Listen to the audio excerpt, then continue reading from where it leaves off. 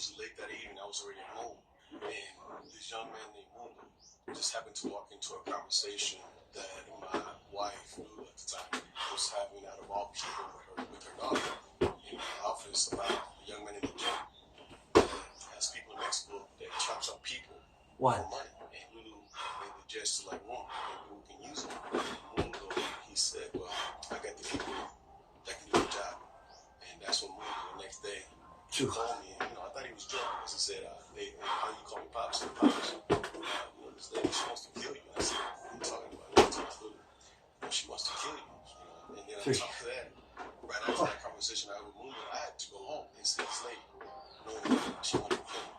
Our plan was to get enough information to take to the police. And that's where it all started. My name is Lieutenant Mike Atkins, and I help investigate the murder for hire plot of as soon as I meet him, he seems genuine. He seems concerned, obviously looking for help. 5. At this point, it's up to us to listen to what he has to say to determine what we can do to help. And while he was working one day at the gym, overheard Lulu. He obviously got concerned and sort of interjected himself into the conversation just so he could gather some evidence. ¿Qué pasó, Lulu? Pues nomás ellos, bueno, con lo que usted ofreció, pues de perdido saben que todavía está en serio que quiere que lo maten, todo está bien. Sí. No, sí, definitivo. Desde que se le eche, que se lo eche. La vale madre, eso, ¿no? Y que les voy a pagar. The first time the hitman made contact with Lulu, we were in a local liquor store parking lot. If you could turn to the dictionary and look up the word hitman, you would see his picture there. He was that realistic. It's important that it can't be construed that she just wanted him beat up or she wanted him scared. There needed to be a commitment and there needed to be a trade of some sort of monetary value that would conclude with Mr. Sosa being killed. And then Lulu's out of all things, he said, well, I don't have all the money right now, but when he dies, I can give you the money. He had the life insurance. He already knew how much I was worth after I died. Out of all things, he gave watches and wedding ring bands and bracelets. My own jewelry was a down payment for my own work. It's crazy. 11. At that point, it was decided that we are going to follow through, 12. show her pictures of Mr. Sosa just to get her reaction. I think it's important when the jury hear the elements of the crime, they also get to know a little bit about the person as well.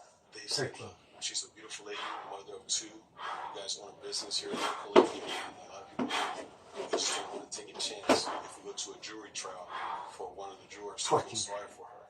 So we need to make this case a slam dunk case. Pulled out the actual dead picture, dead people that won with the bullet on the side of his head. And they said, this is the one we're going to do on you. Managed WordPress hosting by Hostinger. Here are 3 super features to improve your website's performance. 1.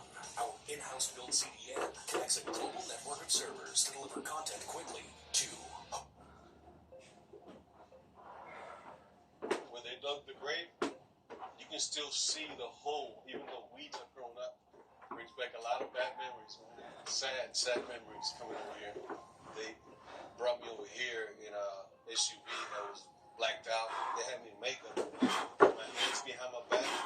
People threw dirt on me. And all up here was the clicking. 16. It was a 35 millimeter. And this is my gravesite in the middle of the dump yard. Nowhere over here. We have the photos. 17. We have the initial agreement. All we need now is the reaction.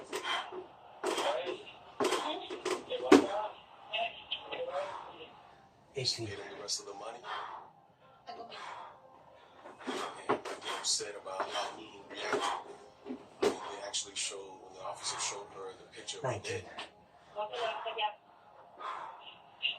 she started laughing and raising her hands, and she hit the lotto. This is her big shot. I've seen the video hundreds of times. It's just still difficult for me to see because it brings back some bad memories. Naturally, he was heartbroken. 21. But I think deep down he was hoping that she would not take it this far. We decide that we're cameras, we're going to go to the gym. We are going to tell them that we are investigating a missing person.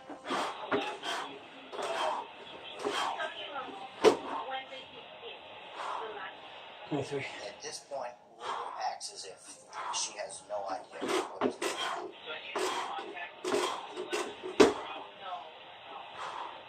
We 24. have the last piece that we needed, was her denying knowledge of any of this. So when we explained to her that she is under arrest, she is completely dumbfounded. Okay, Miss Sosa, stand up, please. You're under arrest. Okay, you're under arrest. Why? Ma'am, it's okay. Stay back. We have a warrant. Lulu elected not to go to trial.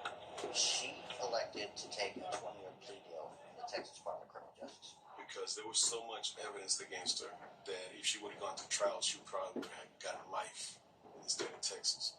I remember at the hearing when she was sentenced, it was a packed courthouse, a lot of media were there, and I forgave her. It was just a release of all of that pressure, and I walked away. And she never looked at me once. The reason I'm sitting here talking to you is because of the decision that Lulu took, and I will forever be indebted to the one she saved my life. I don't think I'll run across another murder for hire fraud. At least I hope I don't. But if we do, 25. I definitely know how to handle it.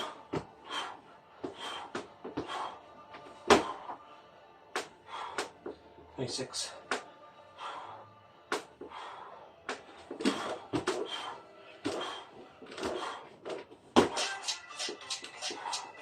27.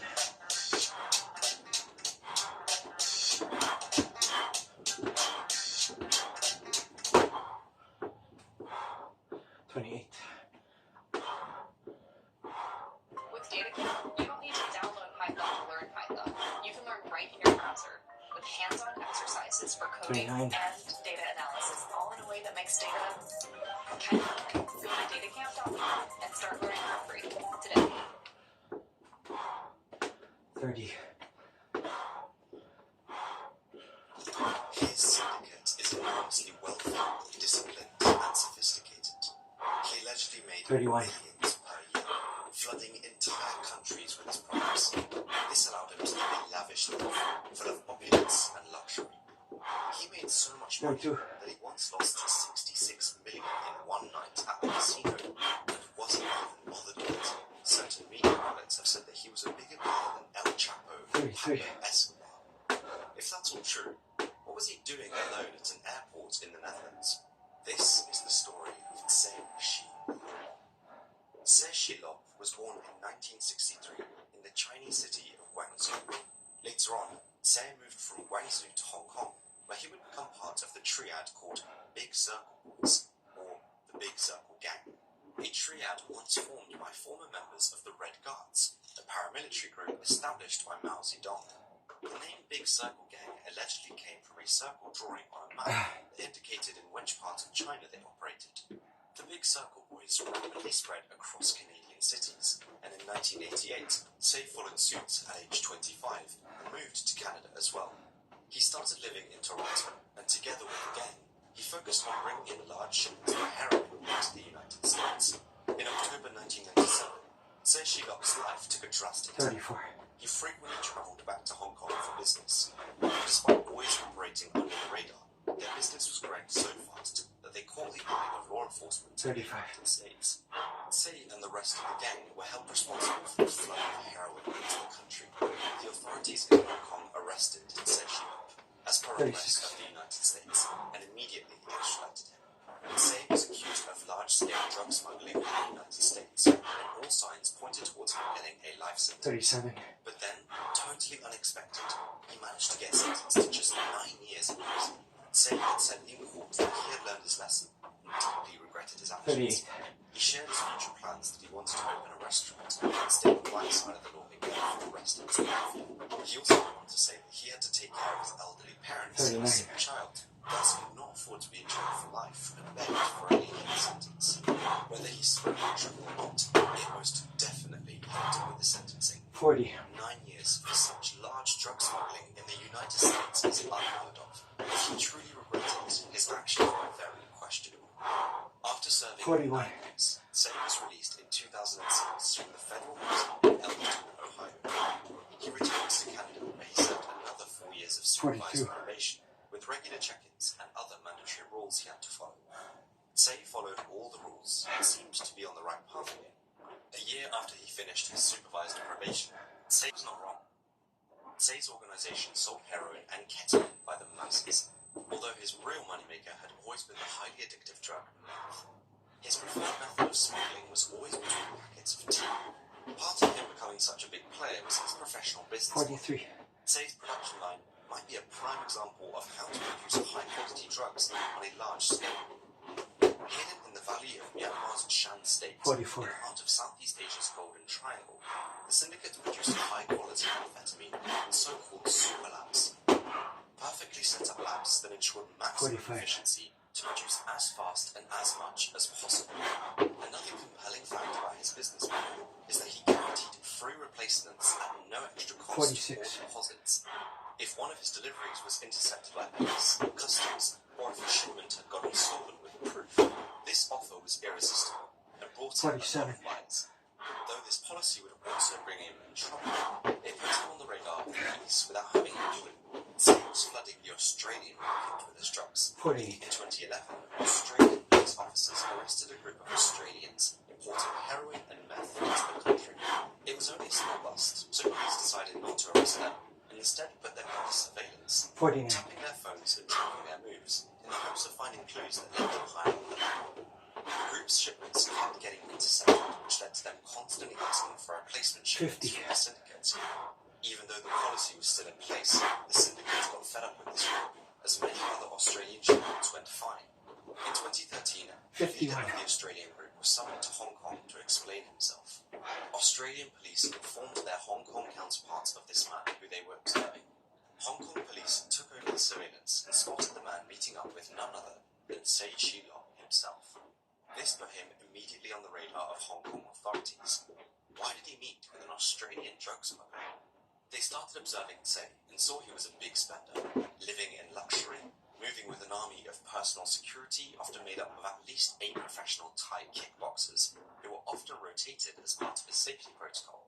It is important to note that at this point, Say Shilong was totally unknown to them, and Hong Kong authorities did not know about the magnitude of his business. He would go on to host lavish birthday parties each year at expensive resorts and 5-star hotels, flying his family and entourage over in private jets. He once brought his family and entire entourage over to Thailand for a full month in a luxury resort. Say could always be seen working, often on his phone, texting and calling, giving orders. If there's anything that Say loved more than living in luxury, it was gambling. You've probably heard of the term high roller before. Say Shilong was the true definition of a high roller. He would frequently go on gambling sprees, where he would not be betting thousands or tens of thousands for that matter. 52. Say betted millions upon millions. Investigators said that he observed Say losing $66 million in one night on the tables in Macau. 53. $66 million in one night. Can you imagine that? If one is capable of losing $66 million in nights and not be too bothered, 54. there's plenty of reason for more investigation. Who is this man, and how did he become so rich? Investigators doubled down and were determined to find out who 55. exactly this ultra-rich mystery man was.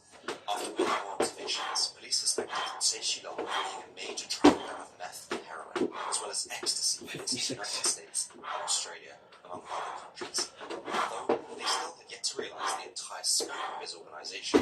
In the morning of the 15th of November 2016, 67. Kai Jeng-se was on his way back home to Thailand. While walking through Myanmar airports, Kai seemed nervous, annoyed, and kept picking at his blistered hands. His 58. entire demeanour aroused suspicion. It led to Kai being stopped and searched. Police found 80 grams of ketamine taped to his thighs. His hands were bad because he had been handling drugs. 59. These drugs are very toxic, an official said. WordPress hosting by HostGator. Your website will run at top speed with our 60. speed technology and object cache and promise. Safeguard your site with security measures, including a malware scanner, and in-house firewall, DDoS mitigation, information and free SSL. 61. Our WordPress AI tools will track your content. Start with your website. We're always here to help you. Our free migration service and 24/7 support. 62. 2 million clients. Rise to new heights. Get Hostinger. 3, 2, online.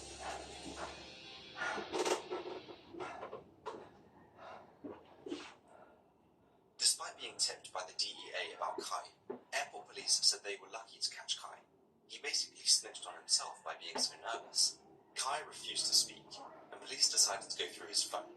On his phone, they found a video of a crying man who was tied up, surrounded by 3 members of a triad who did some unfriendly things to him, so to say. The man in question allegedly threw 300 kilos of meth overboard from a boat because he thought a law enforcement boat was nearing in.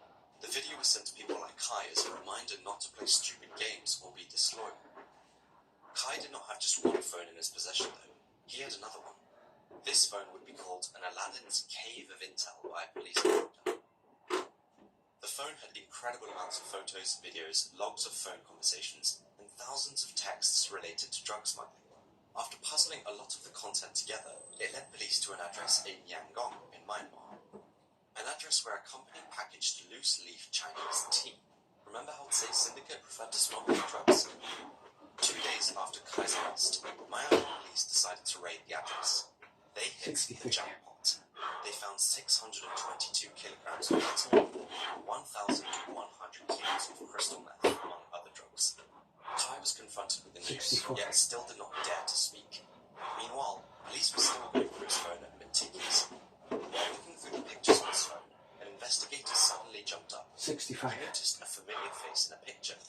It was Tsay Shilong.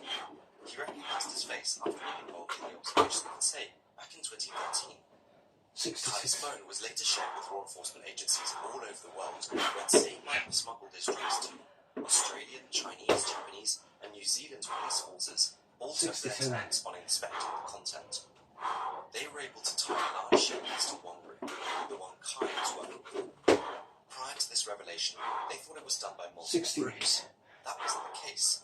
This was all Tsay Shilong and his enormous organization. It was dubbed as a mega syndicate by a Chinese anti-narcotics agency. 69. Further investigation showed that the epicenter of the syndicate's production shifted from China to Shanxi in Myanmar in the last few years. China provided the syndicate with 70. easy access to important ingredients, but not the freedom to produce on a large enough scale without law enforcement interference.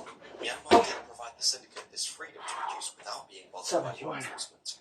Guarded by rebel groups, Tsay Syndicate has the ultimate freedom to produce there. Materials and workers were picked up in high-end SUVs and brought to their facility. Everyone knew what was going on, though no one spoke on it, because doing so would bring you in serious danger, and you would not want to go against Tsay Shilong. The Asia-Pacific retail market for meth is estimated to be worth $30.3 to $61.4 billion annually. With its costs being relatively low, no need for an extensive labor force, and high price per kilo, the revenues were unbelievably high. It is estimated by the UNODC, the United Nations Office on Drugs and Crime, that he would produce 1 kilo in his Myanmar super labs for approximately $1,800 per kilo. The average retail price per kilo in Thailand is $70,000, $300,000 in 72. Australia, and $588,000 in Japan. In Japan, that would mean a markup for over 300 times. If Tsay lost 10 tons 73. and just one shipment went through, he would still have made a huge profit. That's why he could offer those replacements for lost shipments so easily. The UNODC 74. further estimated that Tsay's meth revenue alone was $8 billion a year in 2018, but could be as high as $18 billion. His syndicate would also have a 40% to 70% share of the entire wholesale market. The numbers are insane if you let that sink in. Experts have compared Tsay Syndicates to Latin American cartels, suggesting it was just as big or sometimes even bigger. Tsay Shilong is in the league of El Chapo, or maybe Pablo Escobar, said Jeremy Douglas, Southeast Asia and Pacific representative 77. of the United Nations Office on Drugs. The word kingpin often gets thrown around, but there is no doubt it applies here. Compared to Latin American cartels, Tsay Syndicate operates transnational. It is enormously wealthy, well-disciplined, and sophisticated. As mentioned earlier, Tsay did a very good job showing how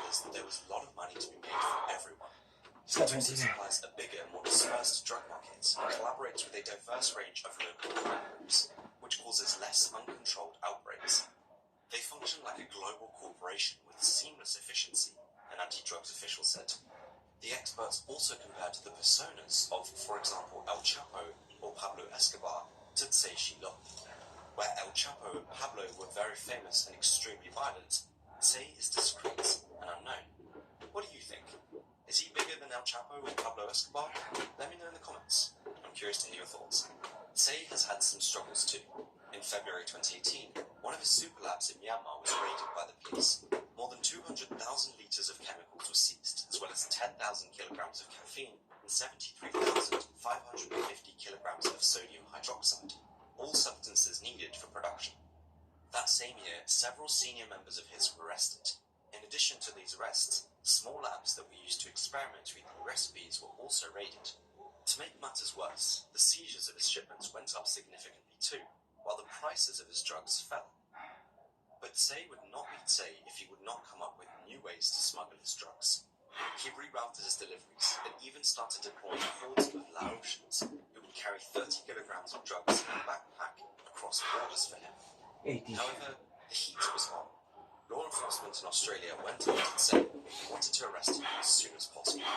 They were done with him flooding their country with his drugs. For years on end, they searched. Tse himself was aware that he was being hunted down and moved with precaution. That makes it all the more interesting that completely out of nowhere, the news broke that one of the world's biggest kingpins was arrested at Amsterdam's Schiphol Airport in the Netherlands on the 22nd of January 2021. 83. What was Tse, indeed one of the world's biggest kingpins, doing at Schiphol Airport as a regular passenger? Well, he wanted to catch a flight from Taiwan to 84. Canada and had a layover in Amsterdam. Unfortunately for him, he would not make it to Canada anyway. Tse fought against being extradited to Australia and 85. was still sent there in December 2022. Many questions arose when I read this. Why would he take this regular flight alone with a stopover?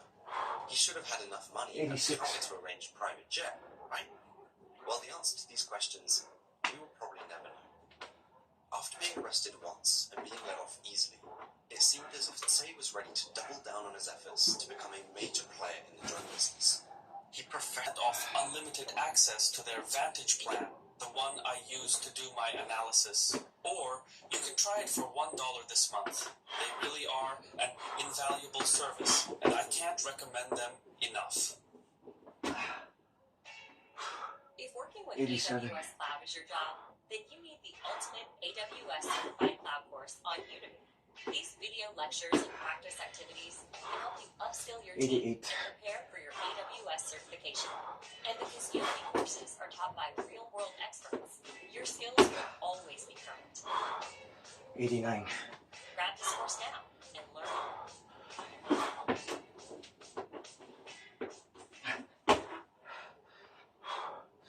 90. So there's a lot of different ways to learn data, but most of them, 91. yeah. With DataCamp, you don't need to download Python to learn Python. You can learn right in your browser with hands-on exercises for coding and data analysis and 92. visualization. All based on real-world problems in a way that makes data kind of fun. And if you don't code, check this. They also have interactive courses on 93. data analysis fundamentals. Go to datacamp.com and start learning for free today. 94. Home. To the English, Scots, Welsh, and Irish, the British Isles lie just off the coast of northwestern Europe. 95. This cluster of temperate islands consists of two independent states, the United Kingdom and the Republic of Ireland. The isles are entirely encircled by the ocean, creating a formidable natural barrier on every front. The treacherous waters of the North Sea, once a highway for Norse raiders, have transformed into Europe's most crucial energy hub. The North Sea oil and gas reserves are substantial. The waters off the coast of the United Kingdom still contain oil and gas reserves equivalent to 15 billion barrels of oil. That is enough to fuel the UK for 30 years. The Atlantics marks Britain's western frontier, stretching thousands of kilometers to the Americas. In contrast, the English Channel to the south narrowly separates Britain from mainland Europe. But thanks to the marvels of modern engineering, a land bridge of sorts now exists, the Channel Tunnel. This underwater railway tunnel connects the ports of Dover and Calais in France with 2 train tracks. It is a bustling two-way conveyor belt, constantly shifting goods and people between Britain and the European continent. Britain is distinct in the fact that it is 4 separate countries united into a singular sovereign state. In England, fertile lowlands, rolling hills, and urban centres make up the lion's share of Britain's territory and 67 million population. To the north, Scotland's landscape is a dramatic contrast of rugged highlands and populated lowlands. Meanwhile, Wales offers its own picturesque, mountainous vistas. Across the Irish Sea lies Northern Ireland, a constituent country of the United Kingdom. Unlike the Republic of Ireland, which pursued independence, Northern Ireland remains an integral part of the United Kingdom. In the late 1990s, London granted Edinburgh, Cardiff, and Belfast each distinct degrees of devolved political authority, allowing them to self-govern and address the unique needs of their populations. This formula has shaped the United Kingdom into the power it is today, but it wasn't always so. A fragmented Britain would struggle to project power beyond its shores.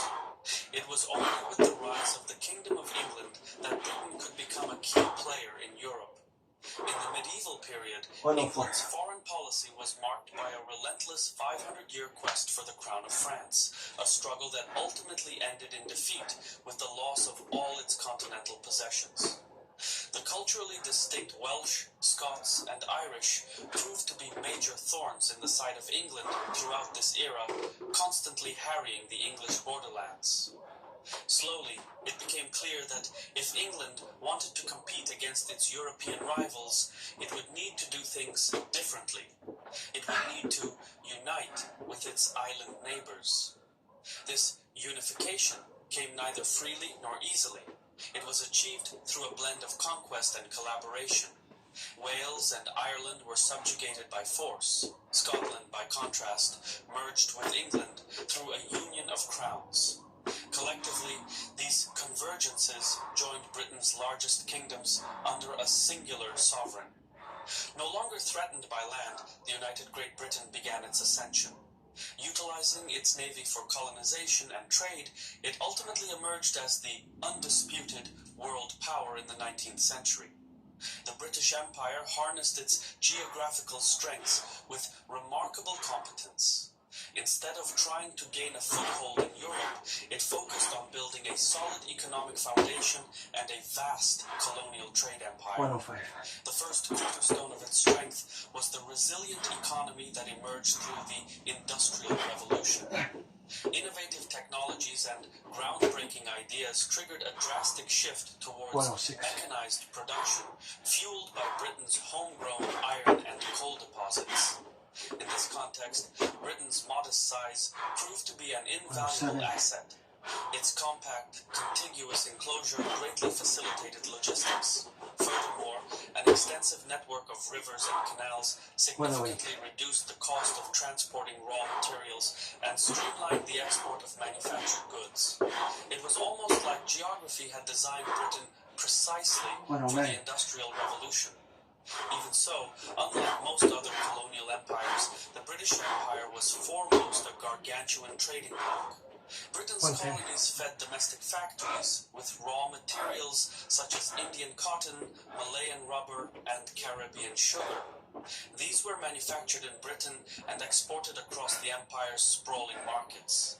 The trade with its empire, Europe and America, was so lucrative that Britain surged ahead of its rivals to become the premier industrial and economic superpower. For Britain, the oceans were the canvas on which its empire was painted. Relying on its navy to secure the empire and crucial trade routes, Britain transformed its maritime forces into an unmatched powerhouse during the 18th and 19th centuries. Subsequently, the British Navy evolved into the primary instrument for projecting Britain's power worldwide, underpinning an empire that spanned from North America to Australia. Britain's pursuit 111. of naval and trade supremacy shaped its European foreign policy, deeply so. To prevent any single state from threatening its dominance, Britain 112. meticulously managed the balance of power in Europe. Using its financial strength, diplomatic influence, and strategic military interventions, London 113. successfully kept emerging powers in check. This ushered in the Pax Britannica, an era where British power ensured relative peace among 114. Europe's great powers. While the balance of power approach maintained Britain's dominance, it inadvertently laid the groundwork for World War I, a conflict that pushed the empire to its very limits. Britain's modern geopolitical identity emerged from the decline of its empire. As Germany rose to power, Berlin challenged Britain's position. Through 2 grueling world wars, the German threat was vanquished, but that came at a heavy price. Following World War II, the United States replaced Britain as the global naval power. Slowly but assuredly, Britain decolonized throughout the Cold War. In the twilight years, British policymakers recognized the need for a new pragmatic strategy to secure the nation's future. This strategy involved a flexible approach that would position Britain midway between 115. America and Europe. It hinged on the premise that if the European Union falters, Britain can take advantage and rely on its American ally for 116. support. Conversely, should America weaken and Europe strengthen, Britain can align with the continent. In the instance that both the European Union and the United 117. States decline, Britain would retain the flexibility to pursue an independent path. A foolproof strategy, if there ever was one. To 118. strengthen its alliance with America, London utilizes the lieutenant strategy, essentially riding on Washington's coattails. This tactic aims to harness American 119. power to advance Britain's strategic interests. By actively supporting U.S. initiatives more than its other allies, especially in Iraq and Afghanistan, London aims to secure preferential treatment from Washington. It's an approach that has paid off multiple times. Likewise, Britain's EU membership strengthened its ties with Europe through economic power, diplomatic role, and access to the single market. London was a major contributor to the European Union's budget, and thus had a significant say in its political objectives. However, in response to Brexit and the changing global geopolitics, Britain needed to revise its strategy as a middleweight power. The contemporary strategy still emphasizes traditional security measures like nuclear deterrence and naval strength, but it also acknowledges a need to streamline commitments and move away from large unilateral military missions. Another element of the new strategy is Britain's enduring commitment to European security, which seeks to reaffirm its position as NATO's principal European ally. This is particularly notable in the context of the Russian invasion of Ukraine, where British support functions as a coronary artery, constantly pumping training and aid to Kiev. Britain ranks third in total assistance to Ukraine, a firm stance that is widely endorsed across its political spectrum. By taking action on Ukraine, Britain softened Brexit's distancing effect from Europe and positioned itself as a decisive actor in the European security landscape. It also agrees British interests with those of the United States by sharing the burdens of the Ukraine war, which some lawmakers in Washington deem as cumbersome. Simultaneously, contemporary British geopolitics aims to build trade relationships and engage in calculated naval deployments to extend its influence throughout Asia-Pacific. Regarding China, London walks a tightrope, juggling human rights concerns with the pursuit of beneficial trade relations. Britain still ranks second in soft power globally, and successfully utilizing its soft power is instrumental in fostering new partnerships throughout Asia-Pacific. This policy seems to be making some progress, but it's still in its infancy, and more time is needed to see if Britain's pivot to Asia Pacific will yield any long-term benefits. All the same, Britain has tread carefully since the fall of its empire, but now it faces a real risk of slipping from its golden ledge. The Brexit referendum changed the game when a narrow 52% versus 48% outcome initiated Britain's exit from the European Union. This decision has carried profound economic and geopolitical consequences. Firstly, the post-Brexit economy is faltering. Investment has dropped off, and the 2022 mini-budget triggered a financial crisis. The compounded impacts of COVID-19 and the Ukraine war have whipped up the perfect storm for the country's economy. The IMF now predicts that Britain will be the worst performing economy in the G7 for 2023. Although Britain is expected to avoid recession this year, avoiding recession is not synonymous with prosperity. This sentiment is likewise felt by the British public as it faces high inflation and seemingly annual budget cuts to public services. By and large, however, the greatest geopolitical consequence of Brexit is the political divisions it has sown within Britain. The unity of the British Isles has long been a cornerstone of the country's geopolitical strength, but separatist forces threaten the bedrock of this accord. The partition of Ireland in 1922 left the predominantly Protestant Northern Ireland as part of Britain. This division has historically been a source of conflict, culminating in the Troubles, a period of violence between Catholic nationalists and Protestant Unionists that lasted for decades. The 1998 Good Friday Agreement brought peace, yet recent demographic shifts, with Catholics outnumbering Protestants for the first time in 2021, have reignited strong calls for a unified Ireland. Britain's departure from the EU only adds fuel to the fire in an already tense situation.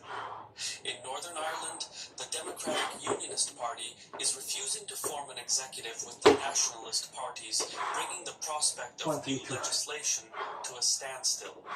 Furthermore, the largest party by seats, Sinn Féin, is vigorously campaigning for an independence referendum against unionist wishes. If London wants to maintain the harmony of Britain, it must play peacemaker and reconcile the two sides. It's a view seemingly reflected in the wider population's consciousness, as the psychological scars of the Troubles remain fresh for so many. Still more, to the north, Scottish separatism poses perhaps the greatest threat to breaking up the United Kingdom. Scotland's 2014 independence referendum resulted in a 55% versus 45% vote to remain united with Britain. But Brexit, opposed by 62% of Scots, has transformed the playing field. The Scottish Nationalist Party continues to stir the pot, arguing that electoral successes and favourable polling legitimise their calls for a second independence referendum. This challenges London's reluctance to hold another vote. Recognising the threat, London has emphasised the once-in-a-lifetime nature of the 2014 vote. The Supreme Court has sided with London, unanimously ruling that any referendum on Scottish independence requires London's approval, stemming the separatist tide for now. The potential secession of Scotland threatens to replace Britain's coastal moat with a land border. It carries with it significant security concerns. Primarily, Scotland hosts critical military installations, naval bases, and the Trident nuclear program, which are all critical to Britain's defence capabilities.